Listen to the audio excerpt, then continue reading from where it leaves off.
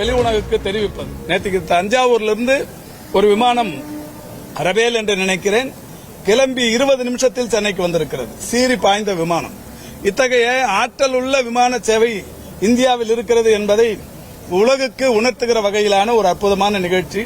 இதுல இந்த இறப்பு உண்மையிலேயே வருத்தத்திற்குரிய ஒன்றுதான். இது யாரும் எதிர்பார்த்து நடக்கிறது இல்ல. இதுக்கு எல்லாருமே அனுதாபம் தெரிவிக்கிறோம், எல்லாருமே வருத்தம் தெரிவிக்கிறோம். இதுல யாரும் அரசியல் மட்டும் பண்ணக்கூடாது. இது அரசியல் பண்ணணும்னு நினைச்சாங்கன்னா ஃபெயிலியர் ஆயிருவாங்க. யார் நினைச்சாலுமே, அது ஈவன் பத்திரிகை நீங்க நினைச்சாலும் கூட இது அரசியல் பண்ணணும்னு நினைக்க கூடாது. இந்த 5 பேருடைய இறப்பு என்பது உண்மையில் வருத்தத்திற்குரியது. அதுவும் கூட இந்த வெயில், இது எல்லாமே வெயில் தாக்கம், இது ஹீட் ரிலேட்டடான ஒரு மரணங்கள். இந்த 5 பேருமே பிராட் டெட் என்று சொல்லக்கூடிய வகையில் இறந்துதான் மருத்துவமனைகளுக்கு வந்திருக்கிறார்கள். மருத்துவமனையில் சிகிச்சை பலனின்றி யாரும் இறந்து போல, இறந்த பிறகு மருத்துவமனைகளுக்கு கொண்டு வரப்பட்டிருக்கிறார்கள் 5 பேர். அந்த 5 பேர் யார் யார் என்கின்ற பெயர்களும் இன்றைக்கு ஏற்கனவே அறிவிக்கப்பட்டிருக்கிறது.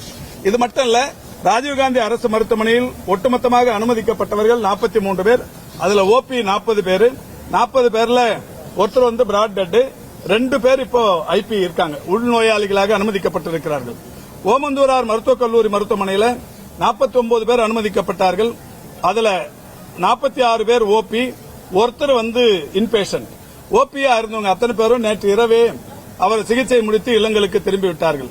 அதுல பிராட் டெட் 2. அதே மாதிரி ராயப்பேட்டா மருத்துவமனையில் 10 பேர் அனுமதிக்கப்பட்டார்கள். ஓபி 7 பேர். இப்ப ஐபி இன்பேஷண்ட் 1, இறந்து போனவர்களுடைய எண்ணிக்கை அங்க 2. அதாவது இறந்து போய் சடலங்களாக வந்தவர்களுடைய எண்ணிக்கை 2. ஆக மொத்தம் 5 பேர் மரணம் அடைந்திருக்கிறார்கள். ஸ்டான்லியில ஒரு அட்மிஷனும் இல்ல. இந்த வகையில் ஒட்டுமொத்தமாவே அந்த வெயில் தாக்கத்திற்கு, வெயில் பாதிப்புக்குள்ளானவர்களுடைய எண்ணிக்கை 102. இதுல புறநோயாளிகளாக இருந்து சிகிச்சை பெற்று சென்றவர்கள் 93 பேர். இறந்து போனவர்களுடைய எண்ணிக்கை 4, 5. இப்பொழுது மருத்துவமனையில் அந்த சிகிச்சை பெற்று வருபவர்கள் 7 பேர். இந்த 7 பேர் எதற்காக சிகிச்சை பெற்று வர்றாங்கன்னா, ஓமந்தூராரை பொறுத்த வரைக்கும் 4 பேர் சிகிச்சை பெற்று வருகிறார்கள். அதுல அடிதடிங்கிற மாதிரி ஒரு 2 பேரும், கால் முறிவு என்கின்ற வகையில் ஒரு 2 பேரும், மொத்தம் 4 பேர் ஓமந்தூராரில் இருக்கிறாங்க. 2 பேர் ராஜீவ்காந்தியில் இருக்கிறாங்க. அந்த 2 பேருக்கு ஒருத்தருக்கு பிட்ஸ், இன்னொருத்தருக்கு குடலிறக்க நோய். அந்த 2 பாதிப்புகளால் அங்க இருக்கிறாங்க. ஒன்னு இந்த ஃபுட் பாய்சன் அப்படிங்கிற மாதிரி மொத்தம் 7 பேர் இப்ப அட்மிஷன்ல இருக்கிறாங்க. 7 பேருமே ஸ்டேபிளா இருக்கிறாங்க. இறந்தவர்கள் 5 பேர். இது அரசாங்கத்தின் சார்பில் சொல்லப்படுகிற செய்திதான். இது அரசாங்கம் இறப்பே இல்லை என்று சொன்னது என்கின்ற ஒரு செய்தியை நீங்களாகவே பரப்பி விடுவது என்பது தவறு.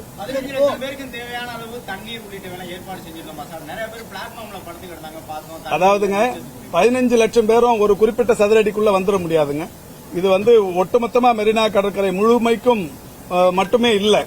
நீங்க பாத்தீங்கன்னா வேளச்சேரி ரயில்வே ஸ்டேஷன்ல இருந்தும் பாத்துருக்காங்க. எங்கெல்லாம் இந்த வான் எல்லை தெரியுமோ அதெல்லாம் அங்கிருந்தும் கூட பாத்துருக்காங்க, ஒரே கூட்டமா இருந்து. இது ஒரு நமக்கு சென்னைக்கு கிடைத்த ஒரு பிரம்மாண்டமான வாய்ப்பு. இதை நாம பார்க்கணும்.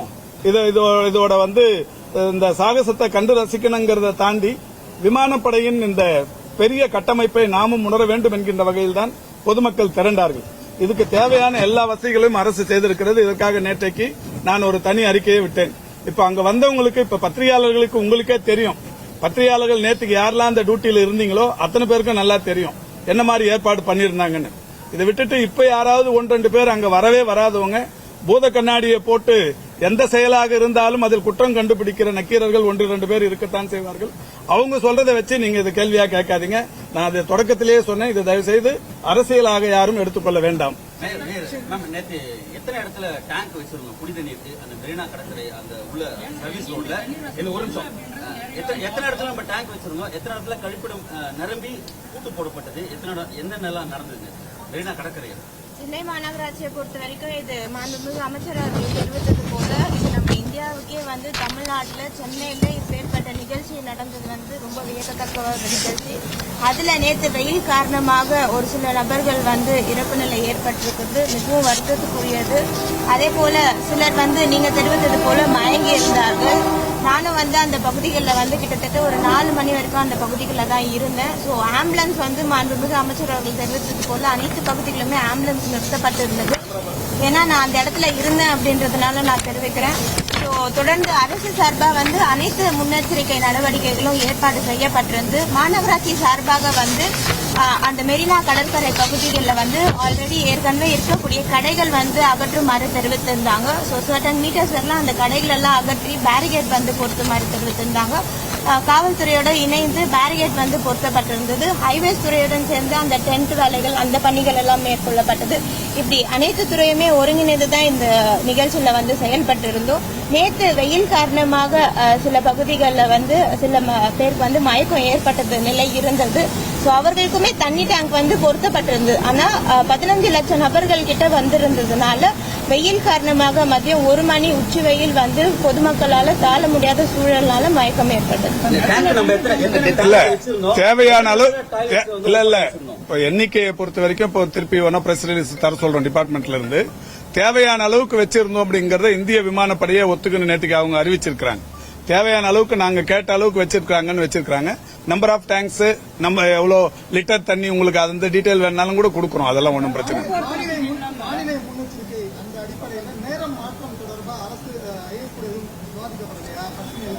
இல்ல. இது முழுக்க முழுக்க இந்திய விமானப்படையோட பணி. அவங்களுக்கு வந்து வெதர் எப்படி இருக்கு, அந்த விமானங்கள் பறக்கும் சூழல், இதெல்லாமே இப்ப படகா இருந்தாலும் கப்பலா இருந்தாலும் விமானங்களா இருந்தாலும் மேல இருக்கிற இந்த இதை பொறுத்து தட்பவெப்ப நிலையை பொறுத்து அதுக்காக அவங்க முடிவு பண்ணிருக்கிறது தான். இதுல வந்து நம்ம அதுலயும் அவங்களையும் போய் குறை சொல்லிட முடியாது.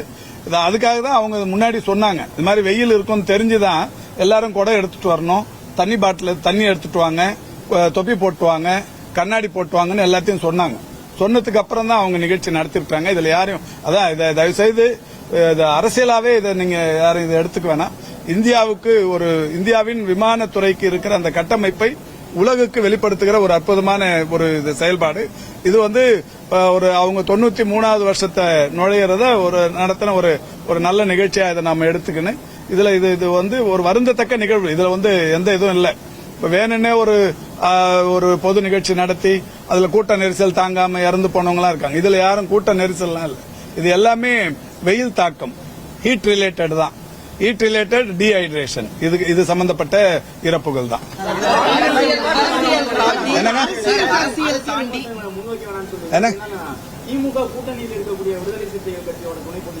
அதுதான் சொன்னேன் நான் முதல்லயே. யாருமே அதை விசிகா சொன்னா நீங்க சொன்னா யாருக்கும் எல்லாருக்கும் அது அரசு முடிவு எடுக்கும். அரசியல் தாண்டி நேற்று வந்து இங்க இருக்கிற செய்தியாளர் எல்லாருமே களத்துல இருந்தவங்க தான் சார், மோஸ்ட்லி களத்துல இருந்தவங்க தான். அங்க வந்து பப்ளிக் ஸ்ட்ரகிள் ஆனதை நாங்க பார்த்தோம். அவங்க நிஜமாவே சஃபர் ஆனாங்க. அவங்க சொன்னது 15 லட்சம் பேருக்கு அவங்களுக்கு என்ன இல்ல தண்ணி இல்ல, ரெஸ்ட் ரூம் எல்லாம் இல்லன்னு தண்ணி ரெஸ்ட் ரூம் எல்லாம் எல்லாமே இருந்தது. போதுமான அளவுக்கு ஏற்பாடு பண்ணிருந்தாங்கன்னு சொல்லி நிகழ்ச்சி நடத்தினவங்களே ஒத்து நிக்கிறாங்க. இல்லன்னு நீங்க எப்படி சொல்ல முடியும்? மெரினா கடற்கரையில இருந்து வாலாஜா ரோடு இருக்கும் சார், அது வழியா தான் வந்து எல்லாருமே மெட்ரோ ரயில் நிலையத்துக்கு போனாங்க. சுமார் லட்சக்கணக்கான மக்கள் அந்த ரோட்ல வந்தாங்க. ஒரு இடத்துல கூட மெடிக்கல் கேம்ப் அந்த ரோட்ல இல்ல, வாட்டர் கேன் ஃபெசிலிட்டிஸ் இல்ல.